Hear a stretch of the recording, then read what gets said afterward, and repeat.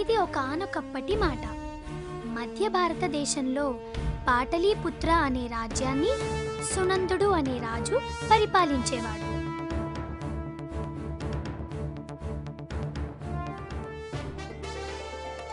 సునందుడు చాలా అందగాడు, కానీ గర్విష్టి.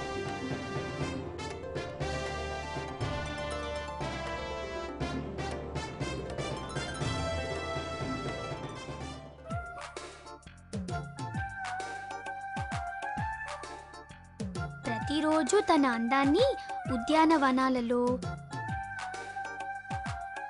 అద్దాలలో,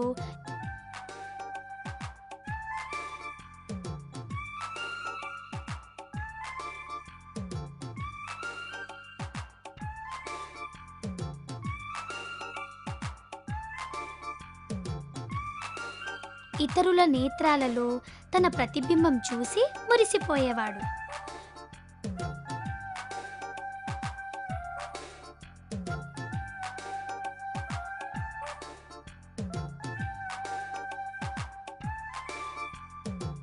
సునందుడు పరిపాలనా వ్యవహారాలను పూర్తిగా మర్చిపోయాడు. ప్రతిరోజు తన సౌందర్య పాలన చూసుకునేవాడు. దాని ఫలితంగా ప్రజలు పేదవారయ్యారు, విచారగ్రస్తులయ్యారు. రాజ్యంలో దొంగతనాలు, దోపిడీలు ఎక్కువగా అయ్యాయి. రాజ్యంలో శాంతి భద్రతలు లేకుండా పోయాయి.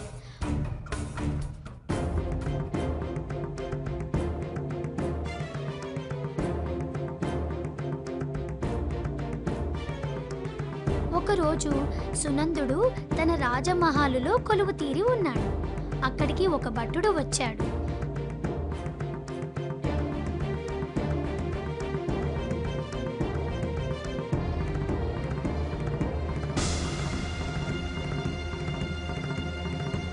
మహారాజుల వారికి వందనం.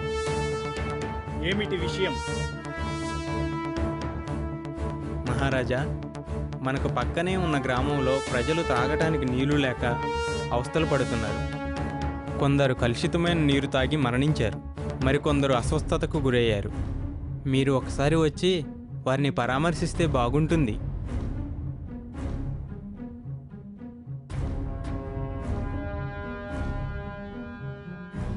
ఏది బాగుంటుందో ఏది బాగోలేదో మాకు తెలుసు. మంచి చెడ్డలు మీ దగ్గర నేర్చుకోవాల్సిన అవసరం లేదు. మరొకసారి ప్రజల దారిద్ర్యాన్ని నా దగ్గర ప్రస్తావించకూడదు. వారు పుట్టు దరిద్రులు. వారు దరిద్రంలో పుట్టారు, దరిద్రంతో చస్తారు.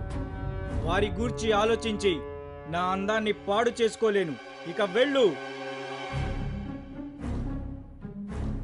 ఆ భటుడు అక్కడి నుండి వెళ్ళిపోయాడు. ఈ సంఘటన జరిగినప్పటి నుండి ఆ రాజ్యంలోని అధికారులు, భటులు ప్రజల బాధల గూర్చి మహారాజు వద్ద ప్రస్తావించలేదు. ఆ రాజ్యంలోని ప్రజల దుస్థితి మరీ అధ్వానంగా తయారైంది. నేనే ఈ భూమిపై అత్యంత అందమైన వాడిననడం మొదలుపెట్టాడు సునందుడు. అది వెన్నెల రాత్రి. సునందుడు రాజమహలులో నిలుచున్నాడు. ఏదో ఆలోచించసాగాడు.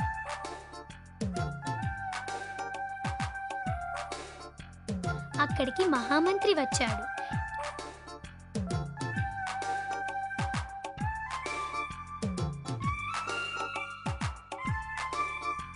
మహామంత్రి, మన అందం గూర్చి ప్రక్క రాజ్యాల రాజులు ఏమనుకుంటున్నారు? మహారాజా, నాకు తెలిసి ఈ భూమిపై మిమ్మల్ని మించిన అందగాడే లేడు. ఈ ప్రపంచం మొత్తం వెతికినా మీ అంత తేజస్సు కలిగిన వ్యక్తి మరొకరు లేరు. శభాష్ మహామంత్రి, మా గురించి బహు గొప్పగా చెప్పారు. మహామంత్రి, ఈ భూలోకంలో అత్యంత అందగాడిని నేనేనని రుజువయ్యింది. నాకంటే దేవుళ్ళు అందమైన వారా? మహారాజా, నేను మీకు చెప్పేవాడినా? ఏదైనా మీ తర్వాతే నేను. మహామంత్రి, మీ రాజభక్తికి మెచ్చాను.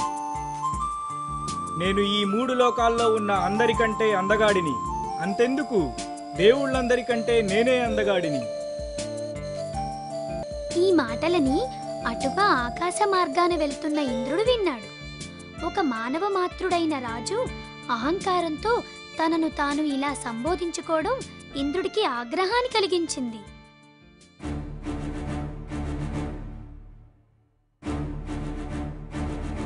హతవిధి, ఈ మానవ మాతృడు మమ్మల్ని తక్కువ చేసి మాట్లాడుతాడా? వీడిని ఇప్పుడే నా వజ్రాయుధంతో భస్మం చేస్తాను. వలదు వలదు, వాడి అహాన్ని దెబ్బతీయాలి. దానికి ఒకటే మార్గం, అతడు చావకూడదు, కానీ అతడి అహంకారం చావాలి.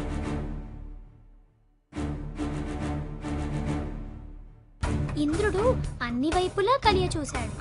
ఒక చోట ఒక దున్నపోతు కనబడింది. ఇంద్రుడికి ఒక ఉపాయం మదిలో మెదిలింది. దున్నపోతు కొమ్ములు తీసి సునందుడికి తగిలించాడు. ఇంద్రుడు అక్కడి నుండి వెళ్ళిపోయాడు.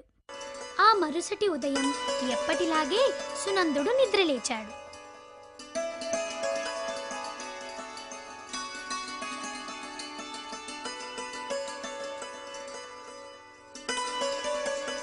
తన మొహాన్ని అద్దంలో చూసి నిశ్చేష్టుడయ్యాడు.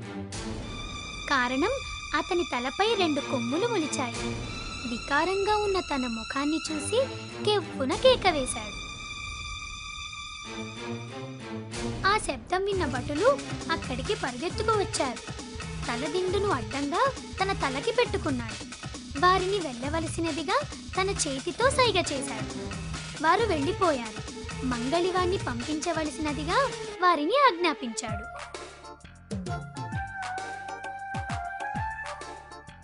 వారు ఆ మంగళివాణ్ణి తీసుకొని అక్కడికి వచ్చారు. వాడి పేరు చిదంబరం. ఇక చిదంబరం గూర్చి చెప్పాలంటే ఇతడొక మాటకారి. ఎప్పుడూ మాట్లాడుతూనే ఉంటాడు. చిన్న విషయాన్ని కూడా కొండంత చేసి మాట్లాడతాడు. చిదంబరానికి ఉన్న ఒకే ఒక బలహీనత, ఏదైనా విషయం తనకు తెలిస్తే దాన్ని 10 మందికి చెప్పే వరకు నిద్రపోడు. ఒకవేళ అలా చేయకపోతే తన కడుపు ఆ రహస్యంతో ఉబ్బిపోతుంది. ఇన్ని మంచి లక్షణాలున్న చిదంబరం రాజావారి దగ్గరికి వచ్చాడు. తర్వాత ఏం జరుగుతుందో చూద్దాం.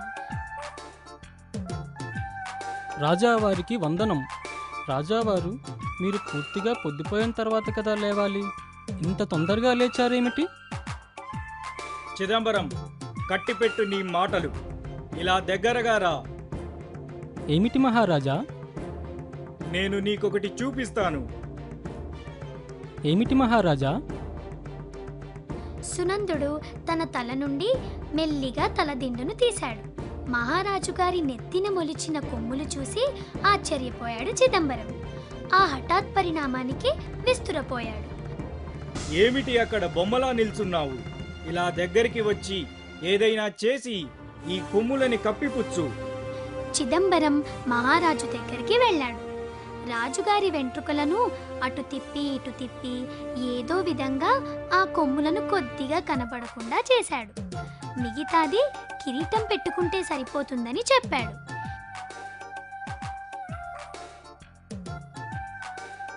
చిదంబరం, ఇక్కడ చూసిన విషయాన్ని ఎక్కడైనా చెప్పావో నిన్ను ఉరి తీస్తాను.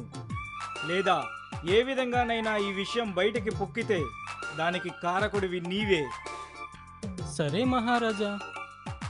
చిదంబరం అక్కడి నుండి బయటికి కదిలాడు. అతని ముఖం సంతోషంగా ఉంది. చిదంబరం ఎవ్వరినీ పట్టించుకోకుండా ముందుకు కదలసాగాడు. ఇది చూసిన భటులు ఆశ్చర్యపోయారు. చిదంబరానికి ఏదో కొత్త విషయం తెలిసిందని వారు భావించారు.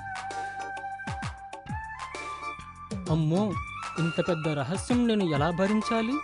ఎవరికైనా చెబితే మహారాజా వారు నన్ను ఉరితీస్తానన్నారు. ఎవ్వరికీ చెప్పకుండా ఉంటే నా కడుపు ఉబ్బిపోతుంది. ఇలాగే ఉంటే నా కడుపు పగిలిపోయేలా ఉంది. చిదంబరం అలా నడుస్తూ ముందుకు వెళ్ళసాగాడు. అతడికి ఏం చేయాలో అర్థం కాలేదు. కొద్ది దూరం వెళ్ళాక చిదంబరానికి ఒక చింత చెట్టు కనిపించింది. చిదంబరం అక్కడికి నడిచాడు. తన మదిలో ఒక ఉపాయం మెదిలింది. తనకు తెలిసిన రహస్యాన్ని ఆ చింత చెట్టు తొర్రలో చెప్పాడు.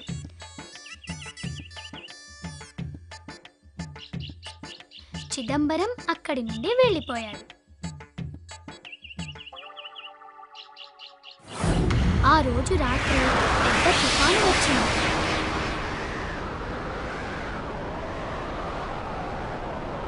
తుఫానుకు ఆ చింత చెట్టు కూలిపోయింది.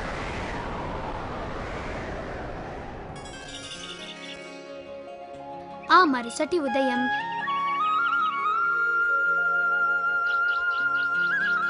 ఈ విషయాన్ని మహారాజా వారికి తెలియజేశారు భటులు. ఆ చింత చెట్టు మ్రానుని తీసుకెళ్లి ఆస్థాన సంగీత విద్వాంసుడికి ఇచ్చి దానిని డమరుకం చేయించమని ఆజ్ఞాపించాడు. వారు అలాగే చేశారు. మహారాజు తన గదిలో నుండి బయటికి రావడం లేదు. రాజ్మహల్ బోసిపోయింది. విషయం తెలుసుకోవడానికి మహామంత్రి వెళ్ళాడు. మహామంత్రిని లోనికి అనుమతించలేదు. సునందుడు కిటికీ గుండా మాట్లాడవలసినదిగా ఆజ్ఞాపించాడు. మహారాజా, 2 రోజులుగా మీరు విధులకు హాజరు కాలేదు. మీకోసం సామంతరాజులు ఎదురు చూస్తున్నారు. మీరు వారిని కలిసి మాట్లాడితే బాగుంటుందని. లేదు మహామంత్రి, నేను వారిని కలవలేను. నా ఆరోగ్యం బాగాలేదు. నేను చెప్పేంత వరకు ఎవ్వరూ ఇటు పక్కలకి రాకూడదు. చిత్తం మహాప్రభు. మహామంత్రి అక్కడి నుండి వెళ్ళిపోయాడు. మహారాజు గారు ఆ కిటికీ గుండా తన పరిపాలనను కొనసాగించాడు. కొన్ని రోజుల తర్వాత సంగీత విద్వాంసుడు డమరుకాన్ని తయారు చేశాడు.